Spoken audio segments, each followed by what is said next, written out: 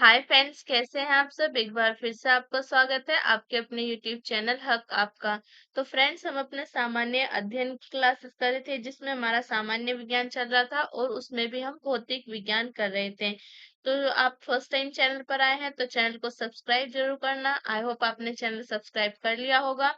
तो शुरू करते हैं अपनी आज की क्लास को। और आज की क्लास का फर्स्ट क्वेश्चन है हमारा, निम्नलिखित में से कौन सही नहीं है। इसमें आपको बताने की इसमें से आपका कौन सही नहीं है। विकास का सिद्धांत चार्ल्स डार्विन द्वारा प्रतिपादित किया गया था। किसी परमाणु के नाभिक का टूटना संलयन कहलाता है। ड्राई आइस ठोस कार्बन डाइऑक्साइड के अतिरिक्त कुछ नहीं है। टेलीफोन की खोज ग्राहम बेल ने की थी। तो इसमें से आपको बताने की इसमें आपका कौन सा कथन सही नहीं है। तो यहाँ पर आपका करेक्ट आंसर हो जाएगा ऑप्शन बी, यानी आपका किसी परमाणु के नाभिक का टूटना संलयन कहलाता है। ये कथन आपका सही नहीं है क्योंकि किसी परमाणु के नाभिक का टूटना नाभिकीय विखंडन कहलाता है। क्या कहलाता है आपका? नाभिक संलयन नहीं कहलाता, ये कहलाता है आपके नाभिकीय विखंडन। नाभिकीय विखंडन यानी कि आपका न्यूक्लियर फिजन। न्यूक्लियर फिजन आपके किसी परमाणु के किसी एटम का आपके न्यूक्लियस का टूटना संलयन नहीं कहलाता, वो नाभिकीय विखंडन कहलाता है, आपका न्यूक्लियर फिजन कहलाता है। जबकि नाभिकीय संलयन आपका जो फिजन आपका फ्यूजन है, जो फ्यूजन है, संलयन जो है आपका, संलयन आपका फ्यूजन, संलयन क्या होता है? जब आपस में दो हल्के नाभिक आपस में मिलकर एक भारी नाभिक का निर्माण करते हैं। जब दो हल्के नाभिक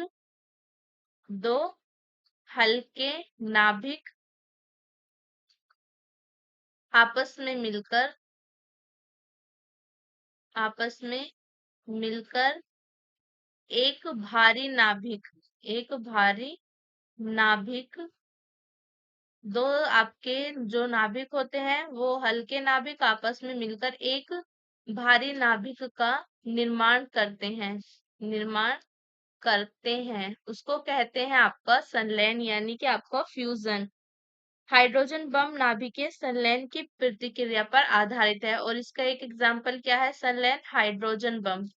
हाइड्रोजन बम जो है ये आपका उदाहरण है किसका? फ्यूजन का, न्यूक्लियर फ्यूजन का उदाहरण है आपका। ये आपके इसी प्रक्रिया पर आधारित है। तो करेक्ट आंसर हो जाएगा आपका ऑप्शन बी। किसी परमाणु के नाभिक का टूटना संलयन नहीं कहलाता, ये नाभिकीय विखंडन कहलाता है, आपका न्यूक्लियर फ्यूजन कहलाता है। और जबकि आपका संलयन क्या होता है? संलयन होता है आपका फ्यूजन, दो हल्के नाभिक जब आपस में मिलकर एक भारी नाभिक का निर्माण करते हैं उसे फ्यूजन कहते हैं, संलयन कहते हैं। तो आपका इसका एक उदाहरण हो जाएगा हाइड्रोजन बम, आपका इसी प्रक्रिया पर आधारित है, फ्यूजन प्रक्रिया पर आधारित है, यानी कि आपके संलयन पर।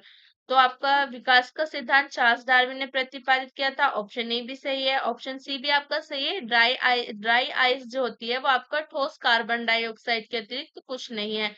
और टेलीफोन की खोज आपके ग्राहम बेल ने की थी। यहाँ पर आपका इनकरेक्ट था ऑप्शन बी और यही आपका आंसर हो जाएगा। नेक्स्ट क्वेश्चन देखते हैं। नेक्स्ट क्वेश्चन है हमारा, साइक्लोट्रॉन किसको त्वरित करने के लिए प्रयुक्त किया जाता है? जो आपका साइक्लोट्रॉन होता है किसको त्वरित करने के लिए प्रयुक्त किया जाता है? न्यूट्रॉन, प्रोटॉन, परमाणु या आपका आयन? तो ये आपके प्रयुक्त किया जाता है प्रोटॉन को त्वरित करने के लिए। साइक्लोट्रॉन एक ऐसा त्वरक उपकरण है जिसके द्वारा प्रोटॉन, अल्फा कण तथा ड्यूट्रॉन आदि में उच्च वेग उत्पन्न किया जाता है। प्रोटॉन के अलावा आपके प्रोटॉन, अल्फा पार्टिकल्स, आपके अल्फा कण जो है, और आपके ड्यूट्रॉन, इनमें इससे त्वरित किए जाते हैं। ये जो आपके हैं ये त्वरित किए जाते हैं किसके द्वारा? साइक्लोट्रॉन के द्वारा इनमें उच्च वेग उत्पन्न किया जाता है। तो करेक्ट आंसर हो जाएगा आपका ऑप्शन बी। साइक्लोट्रॉन जो है आपका वो प्रोटॉन को त्वरित करने के लिए प्रयुक्त किया जाता है। नेक्स्ट क्वेश्चन देखते हैं। नेक्स्ट क्वेश्चन है हमारा, निम्नलिखित विद्युत चुंबकीय विकिरणों में से किसकी ऊर्जा अधिकतम होती है? कौन से आपके विद्युत चुंबकीय विकिरण है जिसकी आपकी ऊर्जा अधिकतम होती है? दृश्य प्रकाश, पराबैंगनी किरणें, अवरक्त किरणें या आपकी एक्स किरणें? तो जो आपकी एक्स किरणें होती हैं, एक्स रेज जो होती हैं, वो उनमें आपकी ऊर्जा बहुत अधिक होती है। ठीक है, किनमें आपकी ऊर्जा अधिक होती है? आपकी एक्स रेज जो होती हैं उनमें आपकी ऊर्जा आपकी सबसे अधिक होती है। मैं आपको कुछ वेव्स लिखवा देती हूँ, रेस लिखवा देती हूँ जिनमें आपकी ऊर्जा अधिकतम होती है, फिर उससे कम उनके ऊर्जा के क्रम में लिखते हैं। तो पहले आपका माइक्रोवेव, सॉरी, रेडियो तरंग, रेडियो तरंग, फिर आपकी माइक्रोवेव, रेडियो तरंग, माइक्रोवेव, अवरक्त विकिरण, अवरक्त विकिरण, अवरक्त विकिरण के बाद आपका दृश्य प्रकाश, दृश्य प्रकाश, दृश्य प्रकाश के बाद आपका पराबैंगनी विकिरण, पराबैंगनी विकिरण, पराबैंगनी विकिरण के बाद आपकी एक्स किरणें, एक्स किरणें, उसके बाद है आपकी गामा किरणें, गामा किरणें, उसके बाद है आपकी गामा किरणें। तो यहाँ पर आपका करेक्ट आंसर हो जाएगा ऑप्शन डी, एक्स किरणें। नेक्स्ट क्वेश्चन देखते हैं। नेक्स्ट क्वेश्चन है हमारा, तारे अपनी ऊर्जा प्राप्त करते हैं, जो तारे होते हैं वो अपनी ऊर्जा किससे प्राप्त करते हैं? नाभिकीय संलयन से, गुरुत्वीय संकुचन से, रासायनिक अभिक्रिया से या आपके नाभिकीय विखंडन से? अपने उत्तर का चयन नीचे दिए गए कोड से कीजिए। तो जो तारे होते हैं वो अपनी ऊर्जा प्राप्त करते हैं नाभिकीय संलयन से और गुरुत्वीय संकुचन से। किस किस से प्राप्त करते हैं आपके? एक तो आपके नाभिकीय संलयन से, दूसरा आपके गुरुत्वीय संकुचन से। तो करेक्ट आंसर हो जाएगा आपका ऑप्शन ए। सूर्य तथा ब्रह्मांड के अन्य तारों की ऊर्जा का स्रोत वहां पर होने वाला नाभिकीय संलयन है। ब्रह्मांड में आपके सूर्य तथा और वहां पर अन्य तारों का जो ऊर्जा का स्रोत है वो आपका नाभिकीय संलयन है। सूर्य का अधिकांश भाग हाइड्रोजन में हीलियम का बना है तथा इसके भीतरी भाग का ताप आपके कितना होता है? सूर्य के अंदर का ताप 10 की पावर 7 केल्विन होता है। इतने अधिक ताप पर हाइड्रोजन नाभिकों का संलयन होता रहता है तथा अपार ऊर्जा मुक्त होती है। इनके अतिरिक्त तारों में गुरुत्वीय संकुचन भी ऊर्जा का एक स्रोत होता है। तो करेक्ट आंसर हो जाएगा आपका ऑप्शन ए।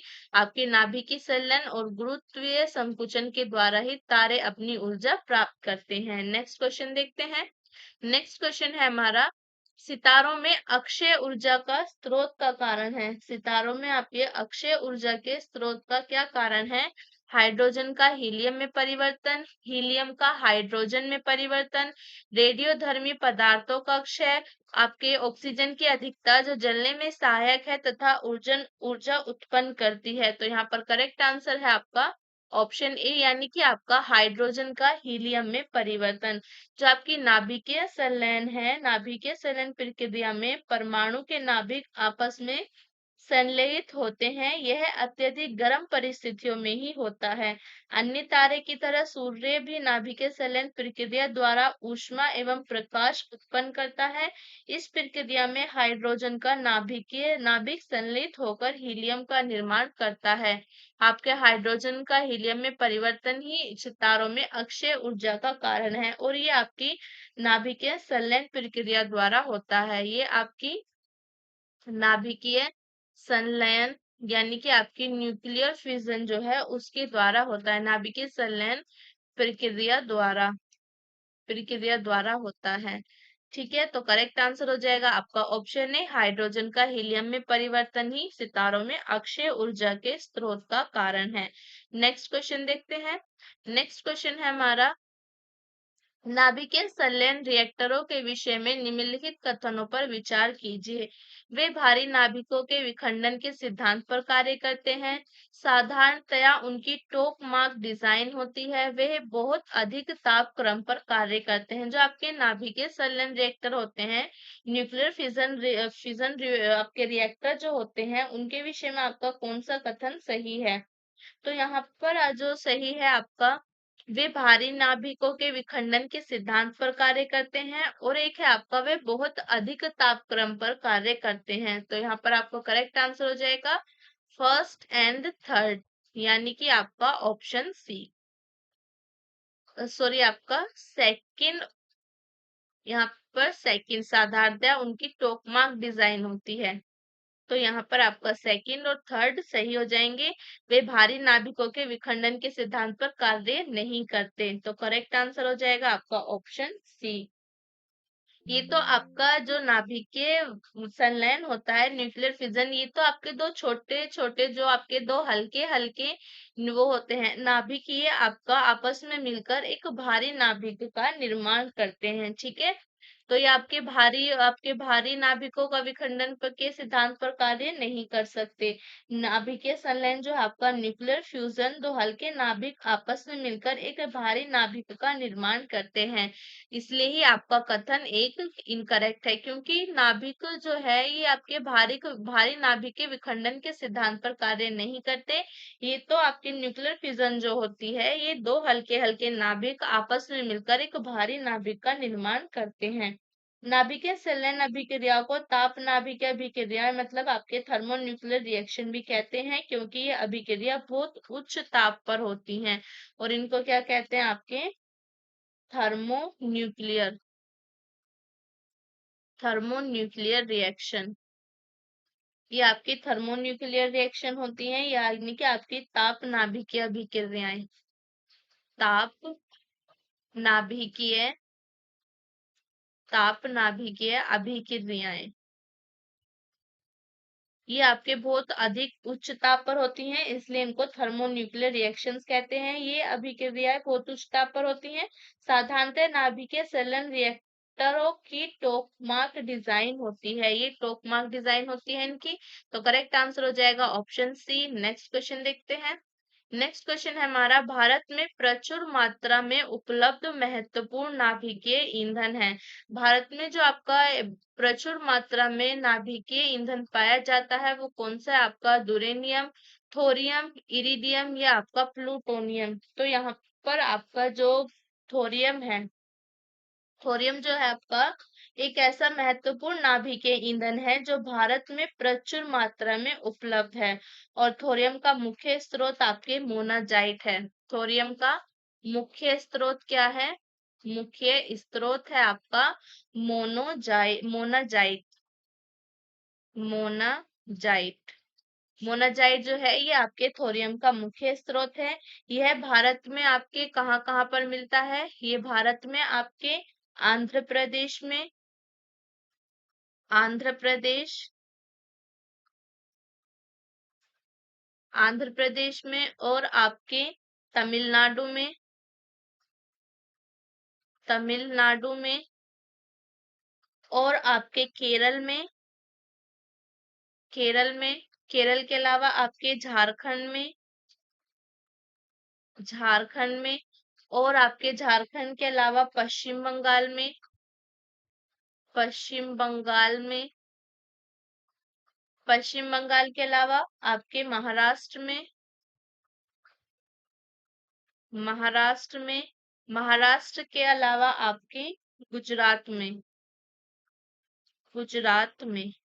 ये कुछ राज्य हैं जहां पर थोरियम जो है आपका पाया जाता है। ठीक है, तो करेक्ट आंसर हो जाएगा आपका ऑप्शन बी। थोरियम जो है ये ऐसा नाभिकीय ईंधन है जो भारत में प्रचुर मात्रा में उपलब्ध है, और इसका मुख्य स्रोत आपका मोनाजाइट है। और ये कहाँ कहाँ पर पाया जाता है भारत में? तो ये आपके आंध्र प्रदेश में, तमिलनाडु में, केरल में, झारखंड में, पश्चिम बंगाल में, महाराष्ट्र में और आपके गुजरात आदि राज्यों में पाया जाता है। तो करेक्ट आंसर हो जाएगा ऑप्शन बी। नेक्स्ट क्वेश्चन देखते हैं।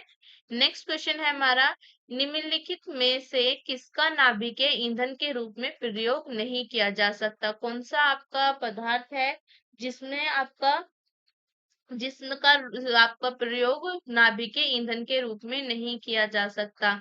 यूरेनियम, थोरियम, कैल्शियम या आपका प्लूटोनियम?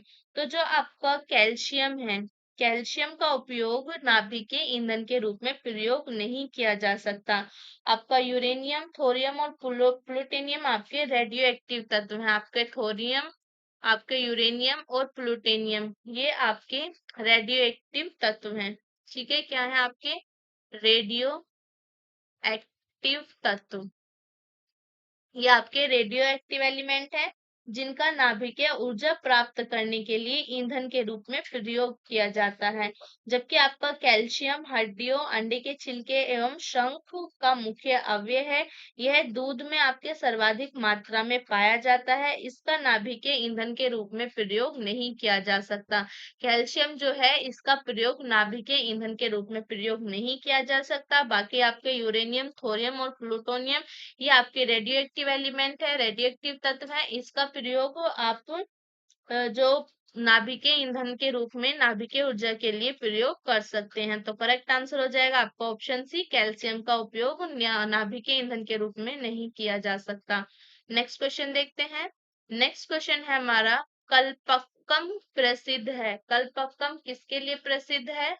कल्पक्कम आपका किसके लिए प्रसिद्ध है? परमाणु शक्ति संयंत्र के कारण, रक्षा प्रयोगशाला के कारण, रॉकेट प्रक्षेपण केंद्र हेतु या आपके अंतरिक्ष केंद्र हेतु? जो कल्पक्कम है वो आपका प्रसिद्ध है परमाणु शक्ति संयंत्र के कारण। कल्पक्कम आपके परमाणु शक्ति संयंत्र के कारण प्रसिद्ध है। और ये आपका कल्पक्कम है कहाँ पर? कल्पक्कम आपका तमिलनाडु में है। कहाँ पर है? तमिलनाडु। कल्पक्कम आपका तमिलनाडु में है। ये आपके वर्ष 1971 में चेन्नई के पास, वर्ष 1971 में चेन्नई के निकट इंदिरा गांधी परमाणु अनुसंधान केंद्र, इंदिरा गांधी, चेन्नई में आपके इंदिरा गांधी, इंदिरा गांधी परमाणु, इंदिरा गांधी परमाणु अनुसंधान, इंदिरा गांधी परमाणु अनुसंधान केंद्र जो है आपका इस नाम से स्थापना की गई। इस केंद्र का मुख्य कार्य फास्ट ब्रीडर रिएक्टर के संबंध में अनुसंधान एवं विकास करना है। कल्पक्कम में मद्रास एटॉमिक पावर स्टेशन तथा परमाणु शक्ति संयंत्र भी अवस्थित है। वर्तमान के समय में आपका जो कल्पक्कम है, कल्पक्कम में 500 मेगावाट क्षमता वाले प्रोटोटाइप फास्ट ब्रीडर रिएक्टर का निर्माण किया जा रहा है। तो करेक्ट आंसर हो जाएगा ऑप्शन ए, परमाणु शक्ति संयंत्र के कारण कल्पक्कम प्रसिद्ध है कहाँ पर? ये आपके तमिलनाडु में है। वर्ष 1971 में चेन्नई के निकट इंदिरा गांधी परमाणु अनुसंधान केंद्र के नाम से इसको स्थापित किया गया था, स्थापना की गई थी। तो आपका करेक्ट आंसर हो जाएगा ऑप्शन ए। नेक्स्ट क्वेश्चन देखते हैं। नेक्स्ट क्वेश्चन है हमारा, निम्नलिखित में से कौन सा युग्म सही सुमेलित नहीं है? इसमें आपको बताना है कि कौन सा युग्म सही सुमेलित नहीं है। Indira Gandhi centre for atomic research, Indira Gandhi centre for atomic research आपका कहाँ पर है? कल्पक्कम में है, तो ये आपका सही है। ये कल्पक्कम आपके तमिलनाडु, चेन्नई के पास है। नेक्स्ट आपका atomic minerals directorate for exploration and research, ये आपका हैदराबाद में है।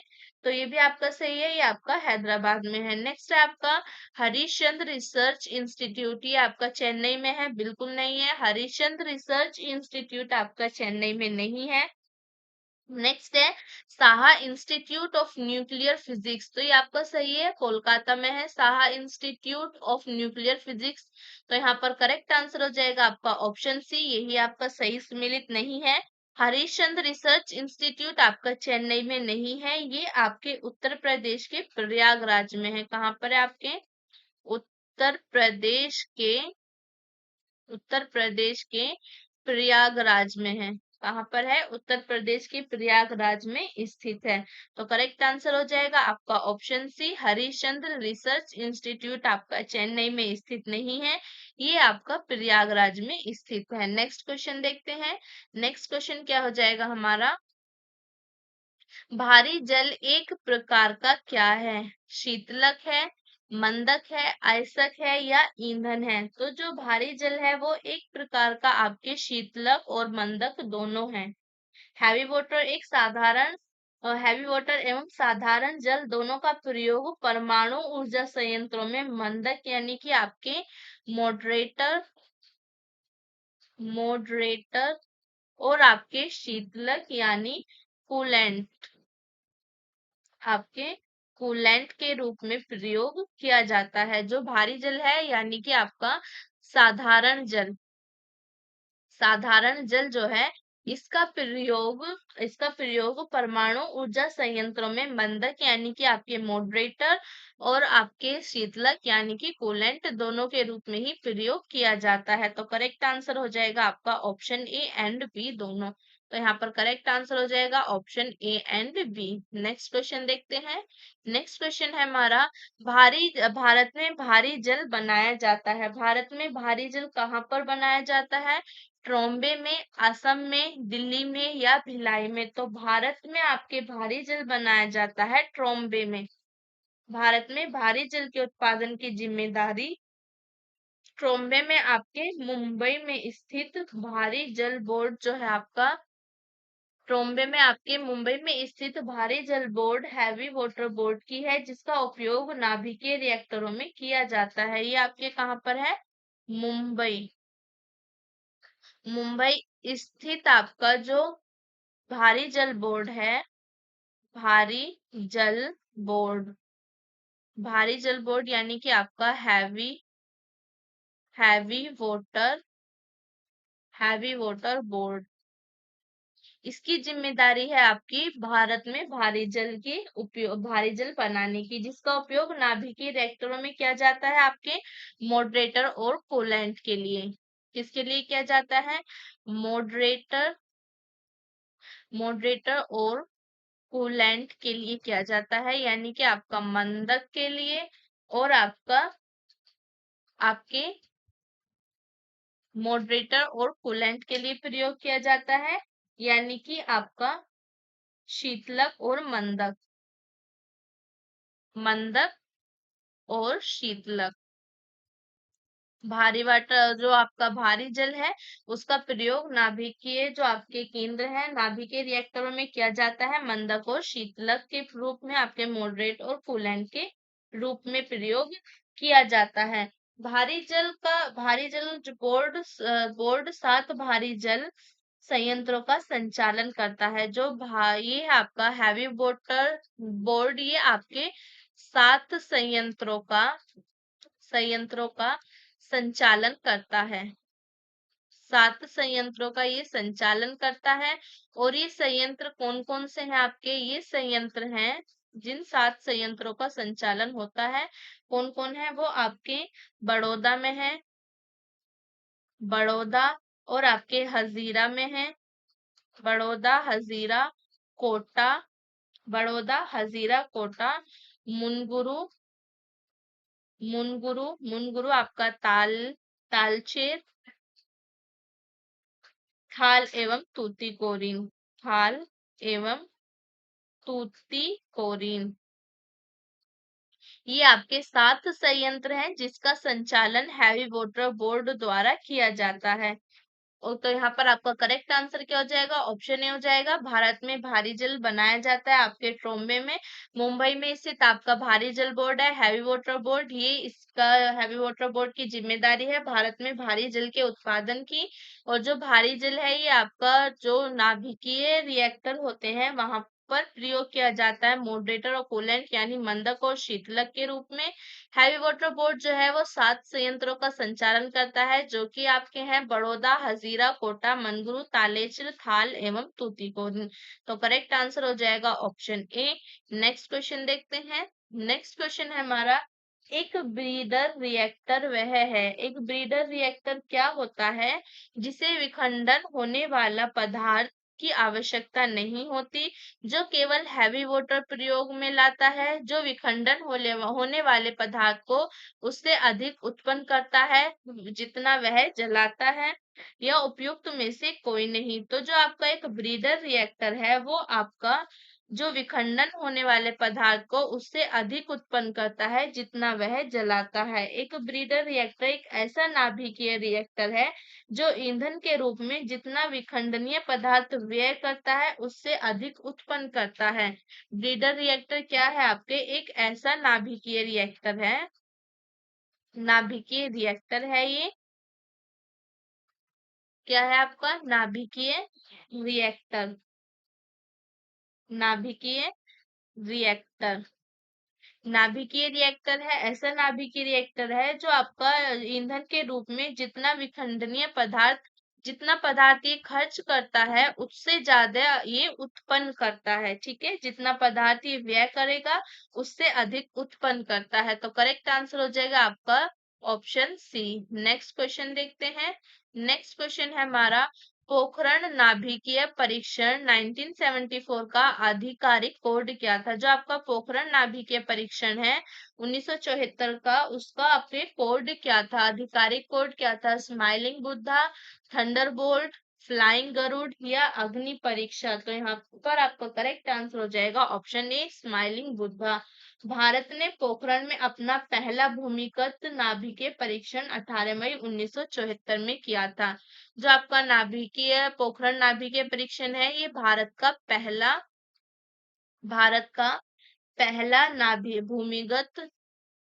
भूमिगत नाभिकीय परीक्षण था, नाभिकीय परीक्षण था।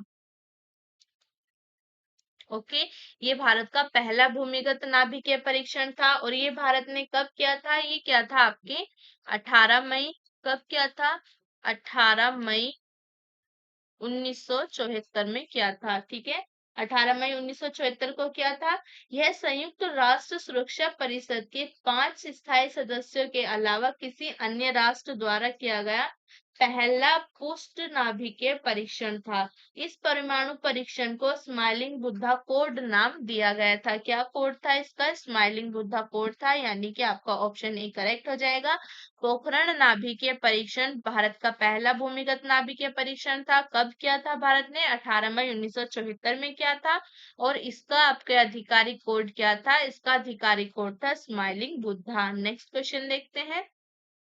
नेक्स्ट क्वेश्चन है हमारा, ऑपरेशन शक्ति 98 जो है उसका नाम है, ऑपरेशन शक्ति 98 नाम है, किसका नाम है, पोखरण में 1998 में हुए परमाणु अभियान का, भारतीय वायुसेना के SU-30 विमान द्वारा किए गए युद्धाभ्यास का, भारत के गृह मंत्री का जम्मू कश्मीर में आतंकवाद रोकने के लिए पूर्वगामी कार्यक्रम का, सैन्य बलों द्वारा त्रिपुरा के उग्रवादियों के विरुद्ध की जाने वाली कार्यवाही का। तो ऑपरेशन शक्ति 98 जो है ये आपका किसका नाम है, तो ये नाम है आपका पोखरण में जो आपके 1998 में हुए परमाणु अभियान था उसका नाम है आपके ऑपरेशन शक्ति 98। 11 एवं आपके 13 मई 1998 को भारत द्वारा राजस्थान के पोखरण में 5 भूमिगत परमाणु परीक्षण किए गए थे। ठीक है, इस परमाणु परीक्षण अभियान को ऑपरेशन शक्ति 98 नाम प्रदान किया गया था। क्या था आपका जो ऑपरेशन शक्ति 98 है, ये भारत ने राजस्थान में 11 एवं 13 मई को भारत ने भारत द्वारा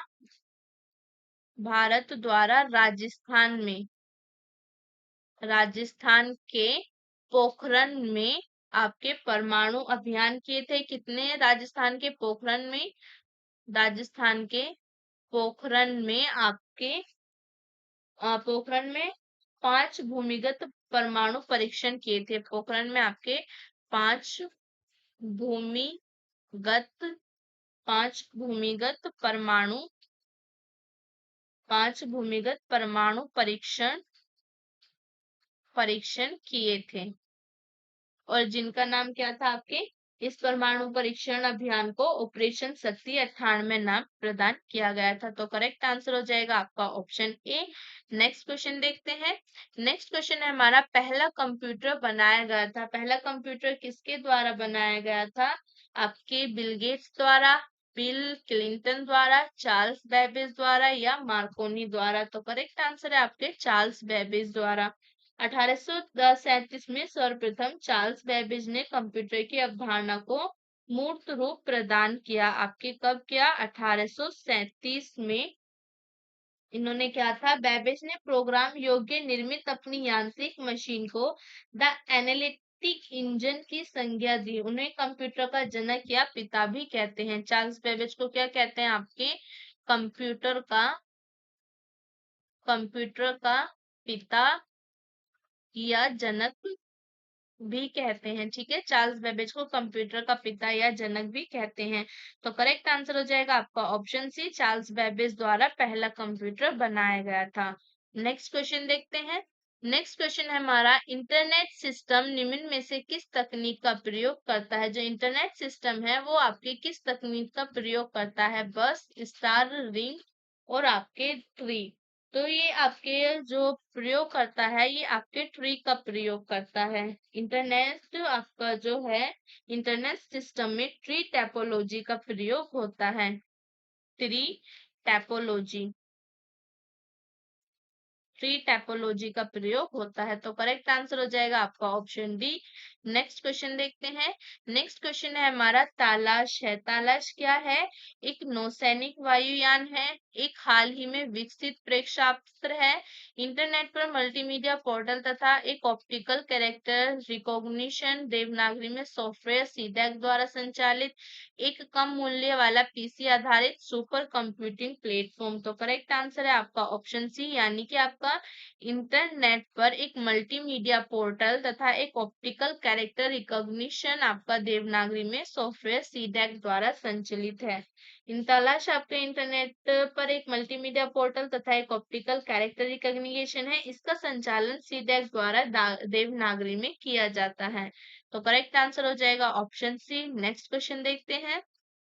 नेक्स्ट क्वेश्चन है हमारा, निम्नलिखित में से कौन सी भाभा परमाणु अनुसंधान केंद्र द्वारा विकसित सुपर कंप्यूटर योजना है? कौन सी है आपकी? परमपदम, चिप्स, आपकी फ्लोस्फरमार्क और आपका अनुपम। तो यहाँ पर करेक्ट आंसर हो जाएगा आपका ऑप्शन डी, अनुपम जो है आपके भाभा परमाणु अनुसंधान केंद्र ने वर्ष 1991 में समांतर संसाधन तकनीक पर आधारित सुपर कंप्यूटर के क्षेत्र में अनुसंधान एवं विकास प्रारंभ किया था।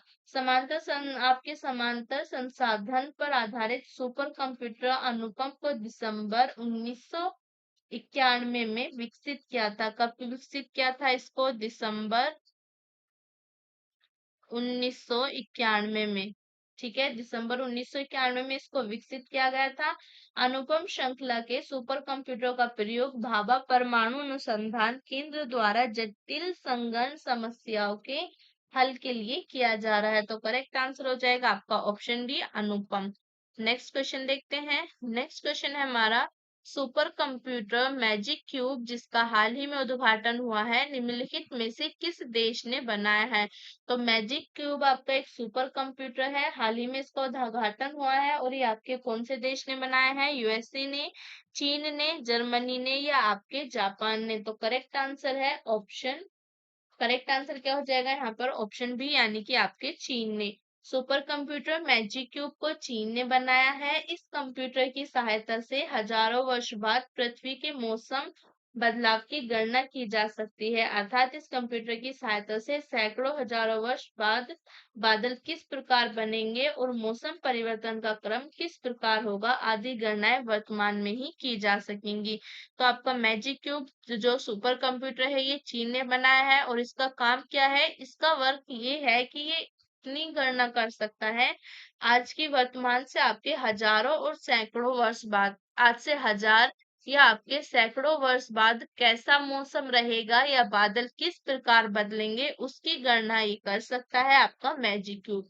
तो करेक्ट आंसर हो जाएगा आपका ऑप्शन बी। नेक्स्ट क्वेश्चन देखते हैं। नेक्स्ट क्वेश्चन है हमारा Y2K समस्या का संबंध है। Y2K समस्या जो है आपको किससे संबंधित है?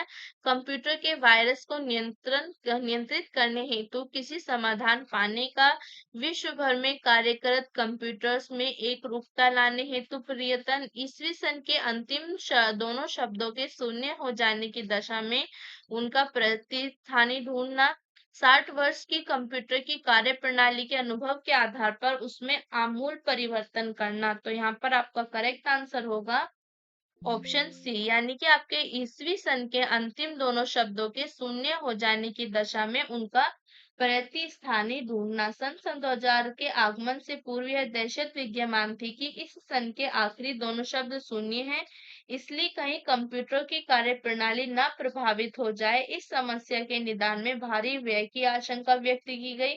इसे ही आपके Y2 के समस्या कहा गया। Y2 के समस्या जो थी आपकी आपके सन 2000 के आगमन से पूर्व, सन 2000 शुरू होने से पूर्व यह दहशत थी कि इसके दो जो पीछे के अंक है ये आपके शून्य हैं, और इसलिए ही कहीं कंप्यूटर की जो कार्य प्रणाली है वो प्रभावित ना हो। इस समस्या के निदान में आपके भारी व्यय की आशंका भी थी, इसलिए इस समस्या को आपका Y2K कहा गया। तो करेक्ट आंसर हो जाएगा आपका ऑप्शन सी। नेक्स्ट क्वेश्चन देखते हैं। नेक्स्ट क्वेश्चन है हमारा, निम्नलिखित में से कौन सा www का सही रूप है? www का सही रूप कौन सा है आपके? Window world wide, web working window, world working web और पावर, और आपकी वर्ल्ड वाइड वेब। तो यहाँ पर करेक्ट आंसर है आपका ऑप्शन डी, www का मतलब है आपके वर्ल्ड वाइड वेब। क्या है? World wide web. Correct answer हो जाएगा आपका option B, world wide web, जिसे सामान्यतः वेब कहा जाता है। तो करेक्ट आंसर हो जाएगा आपके ऑप्शन डी। नेक्स्ट क्वेश्चन देखते हैं। नेक्स्ट क्वेश्चन है हमारा, निम्न में से कौन एक कंप्यूटर आंकड़ों की त्रुटियां प्रदर्शित करता है? कौन है आपका जो कंप्यूटर के आंकड़ों की त्रुटियां आपके प्रदर्शित करता है? चिप, बाइट, बिग या आपके बिट, बग या आपका बिट। तो करेक्ट आंसर हो जाएगा आपका ऑप्शन सी, यानी कि आपका बग। सॉफ्टवेयर बग किसी कंप्यूटर प्रोग्राम या प्रणाली की ऐसी त्रुटि, दोष, गलती या खोट को वर्णित करने के लिए प्रयोग किए जाने वाला एक आम शब्द है जो गलत और अप्रत्याशित परिणाम देता है। ज्यादातर लोग बग द्वारा किसी प्रोग्राम के स्रोत कोड या इसके डिजाइन में की गई गलतियों और त्रुटियों की वजह से उत्पन्न होते हैं। तो करेक्ट आंसर हो जाएगा आपका option C, bug. Next question देखते हैं। नेक्स्ट क्वेश्चन है हमारा, इंडेक्स होल संबंधित है। इंडेक्स होल किससे संबंधित है? हार्ड डिस्क से, फ्लॉपी डिस्क से, प्रिंटर से या आपके सीपीयू से? तो आपका जो इंडेक्स होल है ये संबंधित है आपकी, इंडेक्स होल संबंधित है आपकी फ्लॉपी डिस्क से। इंडेक्स होल आपके फ्लॉपी डिस्क से संबंधित है। किसी फ्लॉपी डिस्क के केंद्र के निकट एक छोटा छिद्र होल होता है जिसे इंडेक्स होल कहते हैं। यह एक संदर्भ बिंदु है जहां से एक ट्रैक का आरंभ होता है। तो इंडेक्स होल क्या हो गया आपका? फ्लॉपी डिस्क में आपके एक छोटा छिद्र होता है, छोटा छिद्र होता है, होल होता है, जिसे आपके क्या कहते हैं? इंडेक्स होल कहते हैं, और यहीं से आपके ट्रैक का आरंभ होता है। तो करेक्ट आंसर हो जाएगा आपका ऑप्शन बी। नेक्स्ट क्वेश्चन देखते हैं। नेक्स्ट क्वेश्चन है हमारा, कंप्यूटर का सबसे महत्वपूर्ण भाग है। कंप्यूटर का सबसे महत्वपूर्ण भाग क्या है आपका? सीपीयू, कीबोर्ड, डिस्क या आपका प्रिंटर? तो करेक्ट आंसर हो जाएगा आपका ऑप्शन ए, यानी कि सीपीयू। सीपीयू जो है आपका सेंट्रल प्रोसेसिंग यूनिट, आपकी central processing central processing unit central processing unit computer का सबसे महत्वपूर्ण भाग होता है। यह कंप्यूटर का वह भाग है जहां पर कंप्यूटर प्राप्त सूचनाओं का विश्लेषण करता है। यहाँ पर आपके सूचनाओं का विश्लेषण होता है। कंप्यूटर द्वारा प्राप्त सूचनाओं का विश्लेषण आपका सीपीयू में ही होता है। सेंट्रल प्रोसेसिंग यूनिट आपका सीपीयू जो है कंप्यूटर का महत्वपूर्ण भाग है। तो करेक्ट आंसर हो जाएगा आपका ऑप्शन ए। नेक्स्ट क्वेश्चन देखते हैं। नेक्स्ट क्वेश्चन है हमारा, माउस को 2 बार क्लिक करने पर सूचना जाती है कहाँ पर? आपके डॉक्यूमेंट्स में, वीडियो कार्ड में और आपके सीपीयू में या आपके हार्ड ड्राइव में। जब हम माउस पर 2 बार क्लिक करते हैं तो आपकी सीपीयू में सूचना चली जाती है। इंफॉर्मेशन कहाँ पर चली जाती है? आपके सीपीयू में चली जाती है। नेक्स्ट, तो आपका करेक्ट आंसर हो जाएगा ऑप्शन सी। नेक्स्ट क्वेश्चन देखते हैं। नेक्स्ट क्वेश्चन है हमारा, निम्नलिखित समूहों में से किसमें केवल आगत उपकरण यानी कि आपके इनपुट डिवाइस हैं? कौन सा आपका समूह है जो केवल और केवल आपका इनपुट डिवाइस है? तो इनपुट डिवाइस है आपके माउस, कीबोर्ड और स्कैनर। तो करेक्ट आंसर हो जाएगा आपका ऑप्शन डी, माउस, कीबोर्ड और स्कैनर आपके इनपुट डिवाइस है। इनके अलावा आपके कौन कौन है input device? Mouse, keyboard, scanner के अलावा आपका जॉयस्टिक हो गया, जॉय स्टिक, ये भी आपका क्या है? आपका इनपुट डिवाइस है। जॉय स्टिक का आपका स्कैनर, स्कैनर भी आपका इनपुट डिवाइस है। और आपका लाइट पेन, लाइट पेन ये भी आपका इनपुट डिवाइस है। और बात करूं आपके आउटपुट डिवाइस की, आउटपुट डिवाइस, तो आउटपुट डिवाइस क्या क्या है आपके? आउटपुट डिवाइस है आपका मॉनिटर, मॉनिटर आउटपुट डिवाइस है। प्रिंटर जो आपका आउटपुट देते हैं, जो आपको रिजल्ट देते हैं, वो आपके आउटपुट डिवाइस होते हैं। आपके मॉनिटर, आपका प्रिंटर और आपके प्लॉटर, प्लॉटर और आपका प्रोजेक्टर, प्रोजेक्टर, ये आपके आउटपुट डिवाइस होते हैं। ओके, आउटपुट डिवाइस क्या क्या? आपके मॉनिटर, प्रिंटर, प्लॉटर और आपके प्रोजेक्टर, ये आउटपुट डिवाइस है। और इनपुट डिवाइस कौन कौन से? आपके joystick, scanner, lightman. Output device आपके मॉनिटर, प्रिंटर, प्लॉटर, प्रोजेक्टर। तो करेक्ट आंसर हो जाएगा आपका ऑप्शन डी, माउस, कीबोर्ड और स्कैनर, ये आपके इनपुट डिवाइस है। नेक्स्ट क्वेश्चन देखते हैं। नेक्स्ट क्वेश्चन है हमारा, कंप्यूटर की स्थायी स्मृति को क्या कहते हैं? जो कंप्यूटर की स्थायी यानी कि फिक्स्ड मेमोरी जो होती है कंप्यूटर की, उसको क्या कहते हैं? रैम, रोम, सीपीयू या आपके सीडी रोम। तो यहाँ पर आपका करेक्ट आंसर हो जाएगा, तो कंप्यूटर की स्थायी स्मृति को कहते हैं आपके रोम। क्या कहते हैं? रोम जो है आपकी, वो कंप्यूटर की स्थायी स्मृति है। कंप्यूटर के बंद होने पर भी रोम में आपके सूचनाएं संग्रहित होती हैं, ये आपकी नष्ट नहीं होती। कंप्यूटर की स्थायी स्मृति है आपके रोम। ये आपकी read only memory, read only memory आपकी रोम जो है, ये कंप्यूटर की स्थायी स्मृति है। जब आपका कंप्यूटर बंद हो जाता है तब भी इसकी सूचनाएं नष्ट नहीं होती, सारी इंफॉर्मेशन इसमें ही मिलती हैं आपको। तो ये कंप्यूटर की स्थायी स्मृति है। करेक्ट आंसर हो जाएगा आपका ऑप्शन बी। नेक्स्ट क्वेश्चन देखते हैं। नेक्स्ट क्वेश्चन है हमारा, कंप्यूटर मेमोरी का वह कौन सा भाग है जो विद्युत आपूर्ति बाधित होने पर भी अपरिवर्तनशील रहता है? कौन सा पार्ट है वो कंप्यूटर का जिसमें आपके इलेक्ट्रिक पावर बाधित हो जाए, ना मिले, तो वो भी आपका अपरिवर्तनशील रहता है? रैम, आपका रैम, रोम, उपयुक्त में से कोई नहीं। जैसे मैंने आपको बताया, रोम आपकी एक फिक्स मेमोरी है। ये आपका read only memory computer memory का वह भाग है जो विद्युत आपूर्ति बाधित होने पर भी परिवर्तित नहीं होता।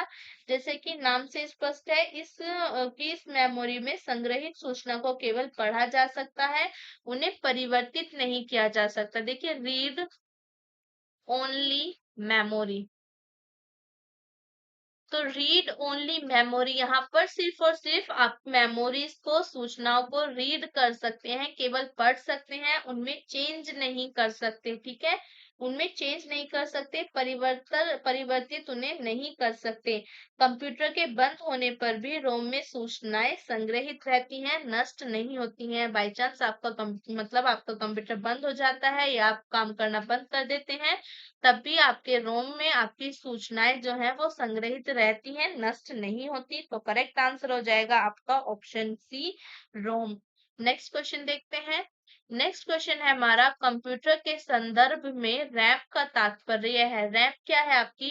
Recent and ancient memory, random access memory, read and memorise, read all, recall all memory. तो यहाँ पर रैम क्या है आपकी? रैंडम एक्सेस मेमोरी, रैम क्या होती है? Random access memory. Random access random access memory. Random access memory यह अस्थायी स्मृति है। ये क्या है आपकी? यह अस्थायी स्मृति है, यानी कि आपके ये फिक्स्ड नहीं है, ये अस्थायी स्मृति है। रैंडम एक्सेस मेमोरी जब कंप्यूटर, यह तभी काम करती है आपके जब कंप्यूटर कार्यशील रहता है। ये भी तभी वर्क करेगी जब आपका कंप्यूटर वर्क करेगा, और आपके कंप्यूटर को बंद करने पर रैम में संग्रहित सभी सूचनाएं समाप्त हो जाती हैं। जब आपका कंप्यूटर बंद हो जाएगा या आप बंद करेंगे तो इसमें जितनी भी मेमोरीज है, वो आपकी जितनी भी सूचनाएं हैं वो खत्म हो जाएंगी, समाप्त हो जाएंगी। तो करेक्ट आंसर है आपका ऑप्शन बी, आपका रैम का तात्पर्य है रैंडम एक्सेस मेमोरी, और ये आपकी एक अस्थायी स्मृति है। नेक्स्ट क्वेश्चन देखते हैं। नेक्स्ट क्वेश्चन है हमारा, निम्न में से सबसे तेज मेमोरी कौन सी है? सबसे तेज मेमोरी कौन सी है? हार्ड डिस्क, डीवीडी रोम, कैश मेमोरी और आपकी स्टैटिक रोम। तो सबसे आपकी तेज मेमोरी होती है कैश मेमोरी। सीपीयू तथा मुख्य स्मृति के बीच अत्यधिक तेज छोटी आकार की स्मृति आपकी कैश मेमोरी जो होती है, आपकी कैश मेमोरी, ये आपकी सबसे तेज मेमोरी होती है। ये कंप्यूटर के उस भाग या प्रोग्राम के आंकड़ों को संग्रहित करती है जो सीपीयू द्वारा प्राय इस्तेमाल किए जाते हैं। तो करेक्ट आंसर हो जाएगा आपका ऑप्शन सी, जो आपकी कैश मेमोरी है वो सबसे तेज मेमोरी है। नेक्स्ट क्वेश्चन देखते हैं। नेक्स्ट क्वेश्चन है हमारा, निम्नलिखित में से कौन सी वैज्ञानिक कंप्यूटर भाषा है? वैज्ञानिक कंप्यूटर भाषा कौन सी? आपकी बेसिक, कोबोल, फोर्ट्रेन और आपकी पास्कल। तो करेक्ट आंसर हो जाएगा आपका ऑप्शन सी, फोर्ट्रेन जो है आपकी, ये आपकी क्या है? वैज्ञानिक कंप्यूटर भाषा है। फोर्ट्रेन अंग्रेजी के शब्दों फॉर्मूला ट्रांसलेशन का संक्षिप्त रूप है। कंप्यूटर की इस उच्च स्तरीय वैज्ञानिक भाषा का विकास आईबीएम कंपनी ने किया था। इसका विकास किसने किया था? आईबीएम कंपनी द्वारा ये विकसित है। तो करेक्ट आंसर हो जाएगा आपका ऑप्शन सी। नेक्स्ट क्वेश्चन देखते हैं। नेक्स्ट क्वेश्चन है हमारा, सिम का पूरा स्वरूप है? Subscribed identity module, subscribers identity machine, self auditing machine और आपके सेल्फ आइडेंटिटी मॉड्यूल। तो करेक्ट आंसर हो जाएगा आपका option A, subscribers identity module. Next question देखते हैं। नेक्स्ट क्वेश्चन है हमारा, आईसीटी का तात्पर्य किस चीज से है? आईसीटी का तात्पर्य किससे है? आपके information and computer technology, information and communications technology, information core technology, integrated circuit technology. तो आईसीटी का तात्पर्य है आपके information and communications technology. ICT का तात्पर्य सूचना एवं संचार प्रौद्योगिकी से है। आईसीटी में सूचना प्रौद्योगिकी के साथ साथ दूरभाष संचार, प्रसारण, मीडिया और सभी प्रकार के ऑडियो एवं वीडियो प्रक्रमण एवं प्रेषण शामिल होता है। तो आईसीटी का तात्पर्य किससे है? आपके इंफॉर्मेशन एंड कम्युनिकेशन टेक्नोलॉजी से है। तो करेक्ट आंसर हो जाएगा आपका ऑप्शन बी। नेक्स्ट क्वेश्चन देखते हैं। नेक्स्ट क्वेश्चन है हमारा, यूपीएस जो है, यूपीएस का आपकी विस्तृत रूप क्या है? यूपीएस का विस्तृत रूप क्या है? Uninterrupted power supply, universal power supply, universal power service, universal power saving. तो यहाँ पर आपका करेक्ट आंसर हो जाएगा ऑप्शन ए, आपका अनट्रैप्टेड पावर सप्लाई। यूपीएस का विस्तृत रूप आपका अनट्रैप्टेड पावर सप्लाई है। यह एक हार्डवेयर डिवाइस है। ये आपका हार्डवेयर डिवाइस है। हार्डवेयर डिवाइस कैसा डिवाइस है? ये हार्डवेयर डिवाइस है जो कंप्यूटर को आवश्यक विद्युत आपूर्ति, आपकी पावर सप्लाई बनाए रखता है, ताकि अचानक से आपकी विद्युत कटौती होने पर सही तरीके से कंप्यूटर को शट डाउन किया जा सकते। तो अब पता चल गया आपके यूपीएस क्या है। यूपीएस है आपका अनट्रैप्टेड पावर सप्लाई, ये आपका हार्डवेयर डिवाइस है। ये आपका जो कंप्यूटर है उसको आवश्यक विद्युत पावर सप्लाई बनाए रखता है, ताकि आपके अचानक से जब आपकी पावर कट हो जाए तो कंप्यूटर सही तरीके से शट डाउन हो सके। तो करेक्ट आंसर हो जाएगा ऑप्शन ए। नेक्स्ट क्वेश्चन देखते हैं। नेक्स्ट क्वेश्चन है हमारा, संगणक साक्षरता दिवस मनाया जाता है। संगणक साक्षरता दिवस आपके कब मनाया जाता है? 16 अगस्त को, 2 दिसंबर को, 5 जून को या 24 अक्टूबर को। तो जो संगणक साक्षरता दिवस है ये मनाया जाता है आपके 2 दिसंबर को।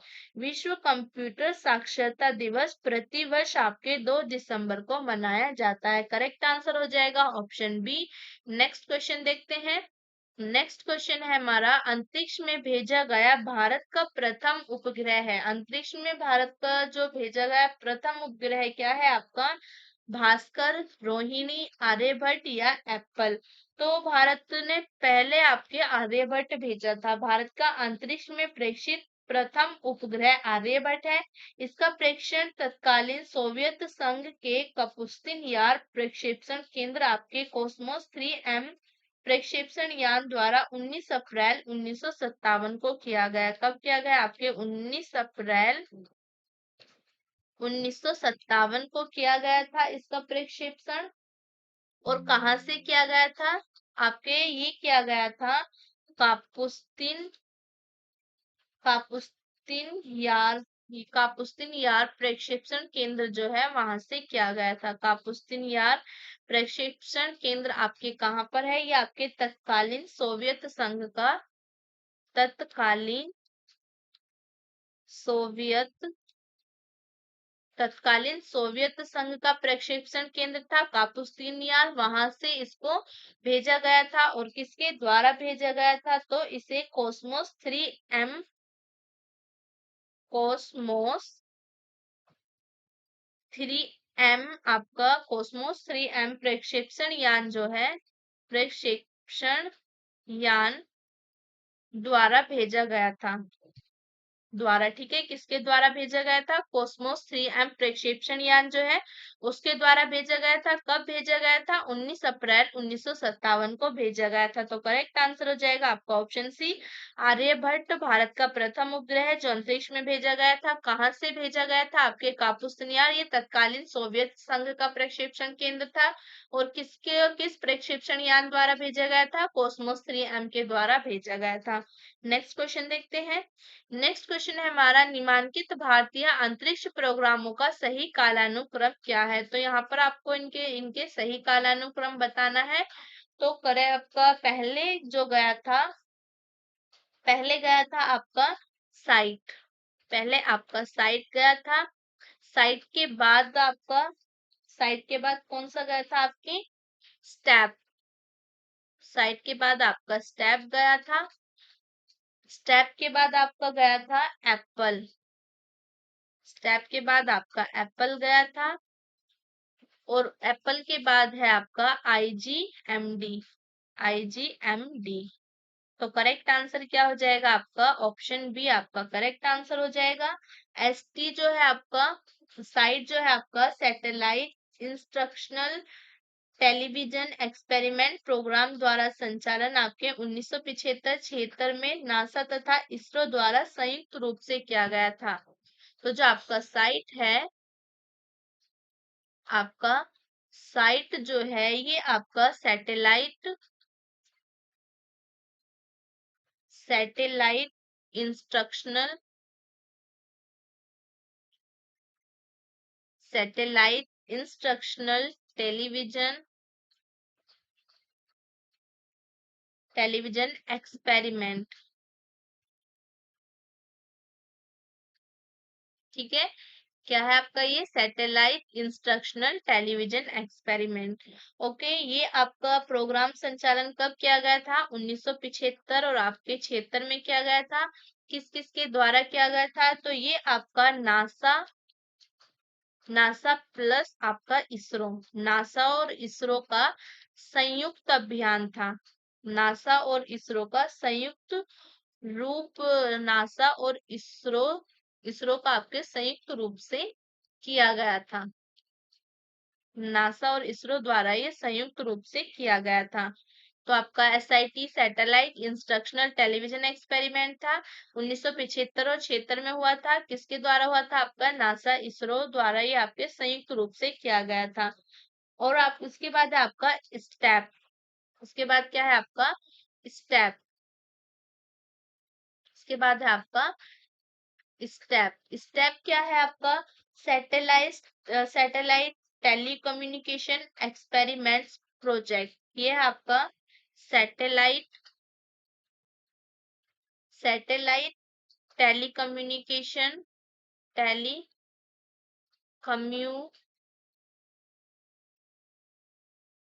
आपका टेलीकम्युनिकेशन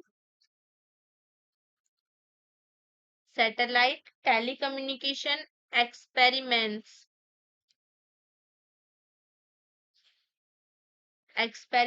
प्रोजेक्ट। क्या है आपका step? Satellite telecommunication experiments project है आपका। ये 1977 में हुआ था। कब हुआ था आपका? 1977 में। इसके बाद आपके स्टेप के बाद है आपका एप्पल। एप्पल ये है आपका एरियन पैसेंजर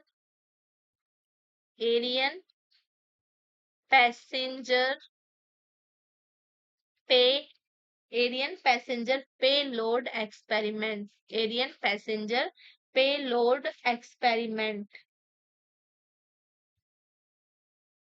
एक्सपेरिमेंट ठीक है।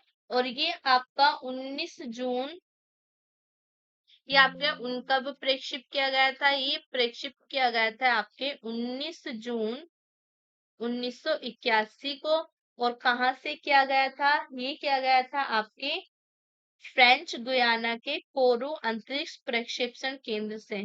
आपके फ्रेंच गुयाना फ्रेंच गुयाना के जो फ्रेंच गुयाना है, फ्रेंच गुयाना के कोरू अंतरिक्ष अंतरिक्ष प्रक्षेपण केंद्र से ठीक है। और किस रॉकेट द्वारा ये किया गया था? तो ये किया गया था आपके एरियन 5 रॉकेट से। एरियन 5 रॉकेट से एरियन 5 रॉकेट से आपके प्रेक्षित किया गया था एप्पल। इसके बाद आता है आपका एप्पल के बाद है आपका IGMD। IGMD IGMD है आपका integrated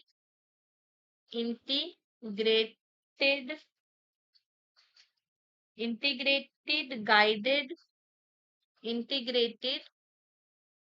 integrated guided missile development guided guided missile develop development okay.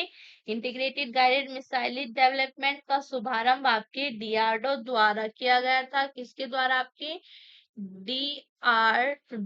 डीआरडो द्वारा। कब किया गया था? आपके 1983 में।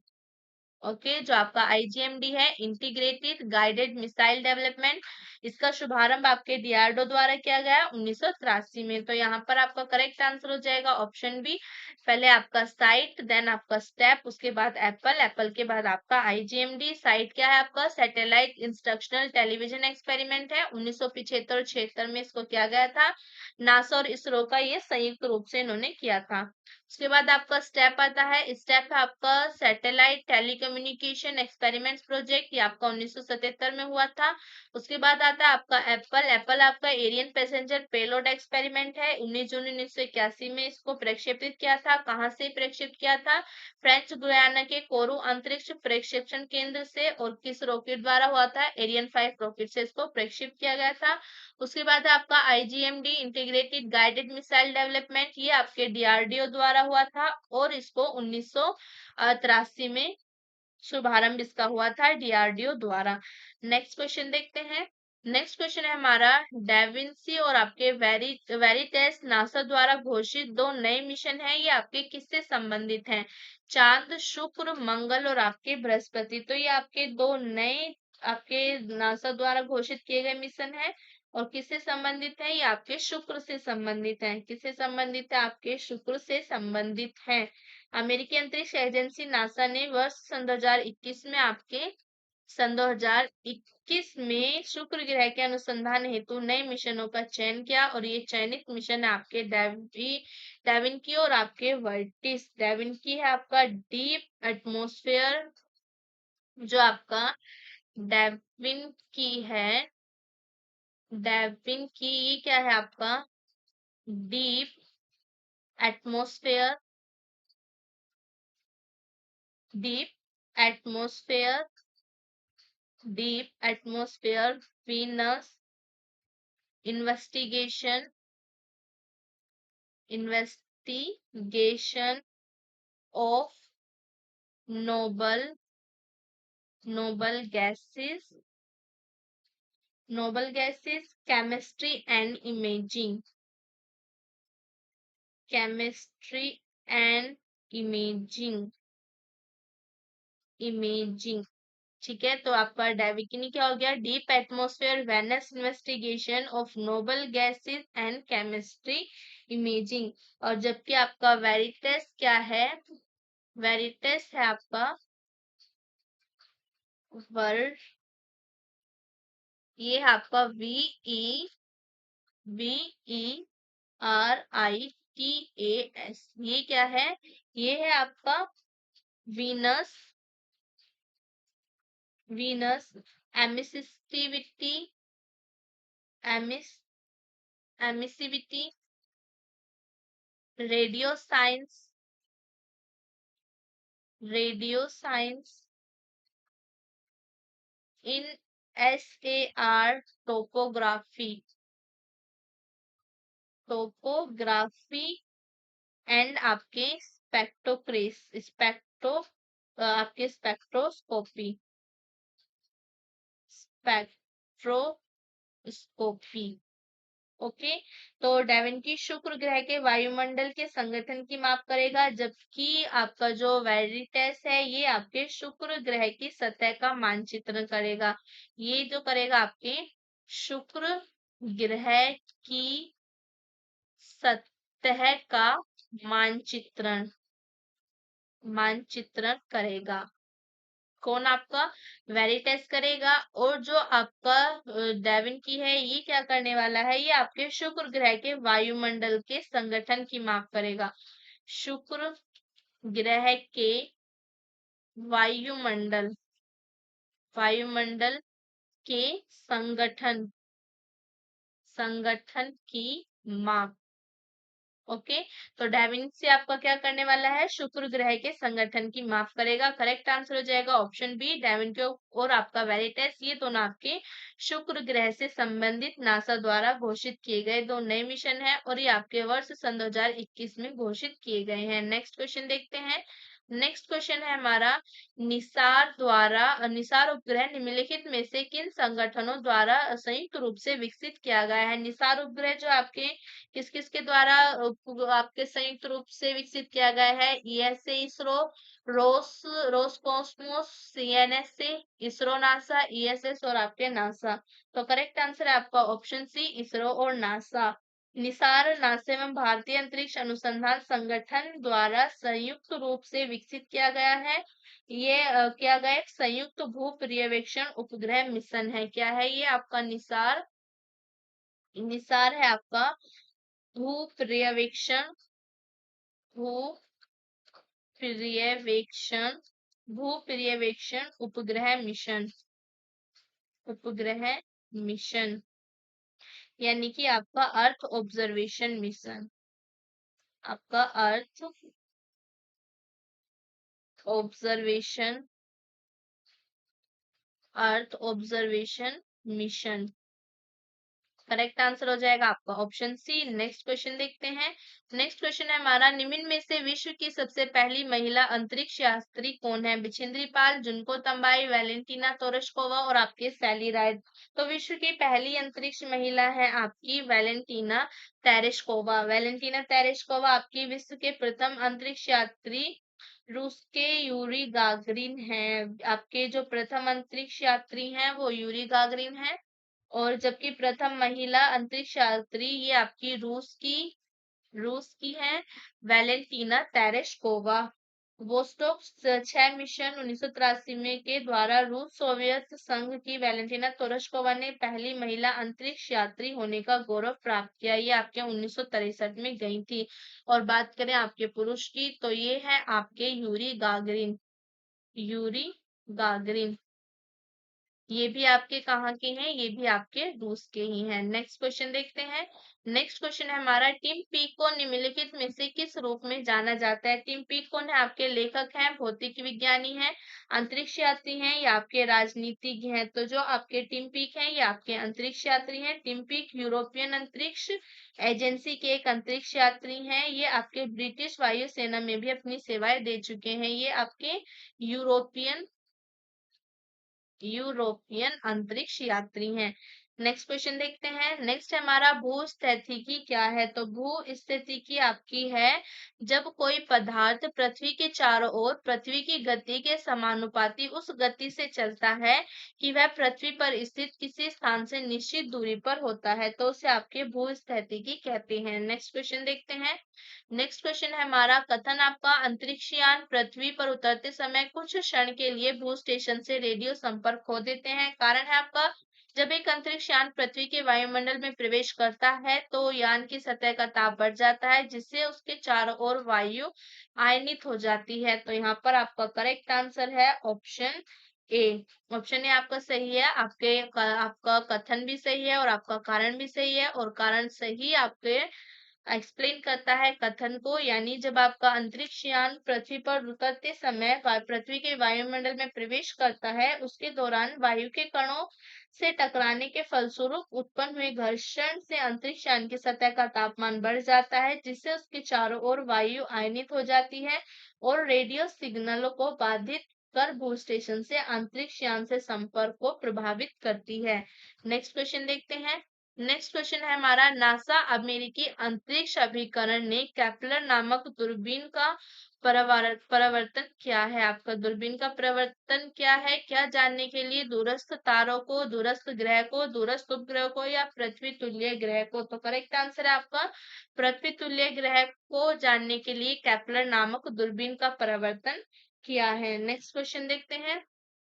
नेक्स्ट क्वेश्चन है हमारा, कथन है भारत के टेलीकम्युनिकेशन को उपग्रह से जोड़ दिया गया है, भारत स्टार वार की तैयारी कर रहा है। तो यहाँ पर आपका करेक्ट आंसर होगा ऑप्शन सी, यानी कि आपका ए सही है किंतु आर गलत है। भारत के जो टेलीकम्युनिकेशन है उन टेलीकम्युनिकेशन को उपग्रह से जोड़ दिया गया है, लेकिन ये आपका इनकरेक्ट है। भारत स्टार वार की तैयारी कर रहा है। भारत की दूरसंचार, प्रसारण, मौसम विज्ञान आदि के क्षेत्र में आवश्यकताओं की पूर्ति हेतु इनसैट भूस्थितिक उपग्रहों की एक श्रृंखला द्वारा इसे प्रेक्षित की गई है। इस प्रकार आपका कथन सही है परंतु कारण गलत है क्योंकि भारत स्टार वार की तैयारी नहीं कर रहा है। तो करेक्ट आंसर हो जाएगा ऑप्शन सी। नेक्स्ट क्वेश्चन देखते हैं।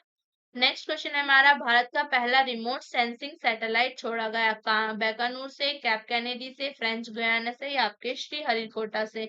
तो भारत का पहला रिमोट सेंसिंग सैटेलाइट जो छोड़ा गया वो आपके बीकानेर से छोड़ा गया। भारत का पहला रिमोट सेंसिंग सैटेलाइट आपका IRS-IA क्या है आपका IRS आपका IA 17 मार्च कब छोड़ा गया? आपके 17 मार्च 1988 को बीकानेर अंतरिक्ष केंद्र से छोड़ा गया। तो करेक्ट आंसर हो जाएगा आपका ऑप्शन है, बीकानेर से छोड़ा गया। क्या था? IRS-IA था। इसको 17 मार्च 1988 को छोड़ा गया। नेक्स्ट क्वेश्चन देखते हैं। नेक्स्ट क्वेश्चन है हमारा, निम्नलिखित कथनों पर विचार कीजिए तथा नीचे दिए गए कोड से सही उत्तर का चयन कीजिए। तो यहाँ पर रिसेट को उपग्रह कक्षा में PSLV C12 द्वारा अप्रैल सन 2009 में श्रीहरिकोटा से छोड़ा गया था। एक दूसरा उपग्रह अनुसेट भी PSLV C12 द्वारा कक्षा में छोड़ा गया था। इसका निर्माण अन्ना विश्वविद्यालय चेन्नई द्वारा किया गया था। अनुसेट एक परीक्षणीय और संचार उपग्रह है। रिसेट 2 एक खोजी उपग्रह है, वे देश की सीमाओं की चौकसी में सक्षम है। तो यहाँ पर आपका करेक्ट आंसर हो जाएगा ऑप्शन डी, आपके सभी कथन सही है। नेक्स्ट क्वेश्चन देखते हैं। नेक्स्ट क्वेश्चन है हमारा, इसरो द्वारा किस सैटेलाइट का 22 दिसंबर सन 2005 को सफलतापूर्व प्रक्षेपण किया गया? INSAT 2A, INSAT 3B, INSAT 4A या इनसैट 4B? तो यहाँ पर करेक्ट आंसर है आपका ऑप्शन सी, इनसैट 4A। 22 दिसंबर सन 2005 को 22 दिसंबर सन 2005 को आपका भारतीय अंतरिक्ष अनुसंधान संगठन इसरो जो है उसके द्वारा इनसैट 4 श्रृंखला के उपग्रह इनसैट 4A का प्रक्षेपण के आपका फ्रेंच गुयाना के कोरू अंतरिक्ष केंद्र से एरियन स्पेस के एरियन 5V169 रॉकेट द्वारा किया गया। कहाँ से किया गया इसका प्रक्षेपण आपका? ये किया गया आपके गुयाना के कोरू गुयाना के कोरो अंतरिक्ष केंद्र से। ठीक है, और कौन से रॉकेट द्वारा किया गया?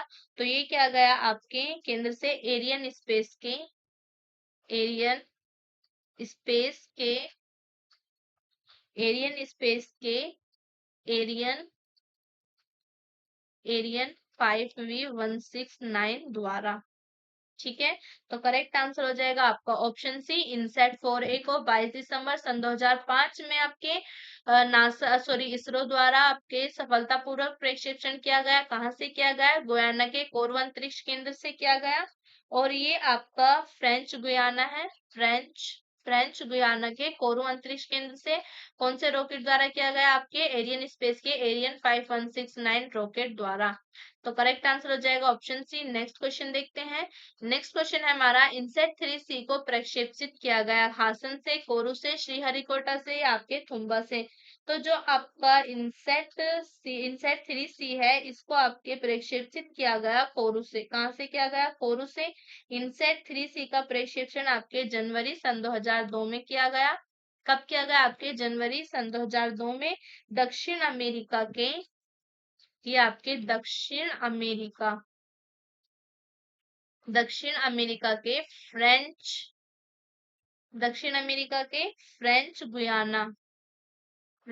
गुयाना के आपका कोरू से किया गया। दक्षिण अमेरिका के फ्रेंच गुयाना के कोरू से प्रक्षेपण इसका किया गया। तो करेक्ट आंसर हो जाएगा ऑप्शन बी। यहाँ पर हमारी आज की क्लास खत्म होती है। आई होप आपको क्लास बहुत अच्छी लगी होगी, काफी इंपॉर्टेंट क्लास भी थी आज की। तो लाइक जरूर करना जी वीडियो को, आपकी क्लास को ज्यादा से ज्यादा शेयर करना। मिलते हैं नेक्स्ट क्लास में, तब तक के लिए बाय बाय।